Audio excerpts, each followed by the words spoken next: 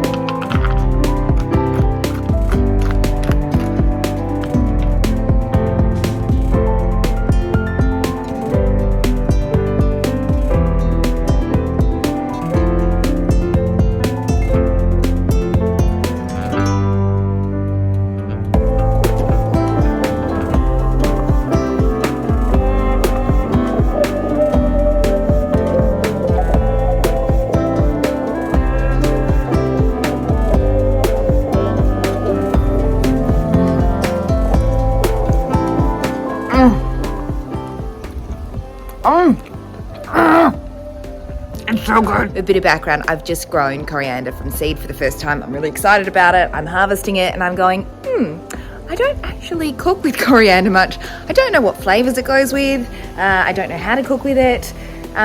So I did a bit of Googling. My mother-in-law suggested making coriander pesto, but I probably didn't have enough for that just yet. But the coriander pesto recipe had cashews and coriander together, and I thought, I'll give it a try. I also had leftover chicken in the fridge, which I don't think would make too much of a difference to the taste, but I also had some beautiful fresh broccolini from the garden. Look what I did with it. You have to try this, it's delicious.